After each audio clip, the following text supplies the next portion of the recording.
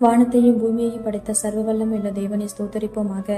இரவு முழுவதும் கண்ணின் மணி போல பாதுகாத்து இந்த புதிய நாளை காணும்படியாக பிப்ரவரி 11ஆம் தேதிக்குள்ளாக நம்ம வழிநடத்தி வந்த தேவனுக்கு நன்றி செலுத்துவோமா? பரிசுத்தமுள்ள எங்கள் நல்ல தகப்பனை ஸ்தோத்தரிக்கிறோம், துதிக்கிறோம் ராஜா. இந்த காலை நேரத்திலும் உண்மை நோக்கி பார்க்கக்கூடிய கிருபை கொடுத்ததற்காக நன்றி தகப்பனே.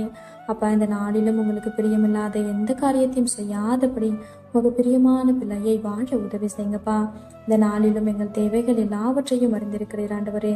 அதன்படி எங்கள் தேவைகளை சந்தித்து நாங்கள் சோர்ந்து போகாதபடி உடைய வார்த்தை கொண்டு எங்களை பலப்படுத்துவீராக ஆண்டவரே. இந்த நாளிலும் நாங்கள் யாரையும் குறை சொல்லாம யாரையும் குற்றப்படுத்தாமல் வாழ எங்களுக்கு கற்றுத்தாங்க இசப்பா.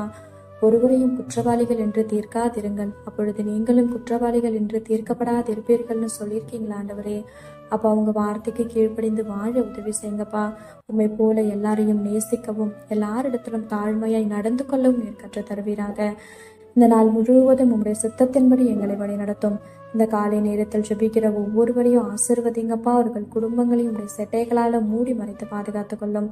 துதி கன மகிமையெல்லாம் ஒவ்வொருவருக்கே செலுத்துகிறோம். இயேசு கிறிஸ்துவின் நாமத்தில் ஜெபிக்கிறோம் எங்கள் ஜீவனுள்ள நல்ல பிதாவே, ஆமென்.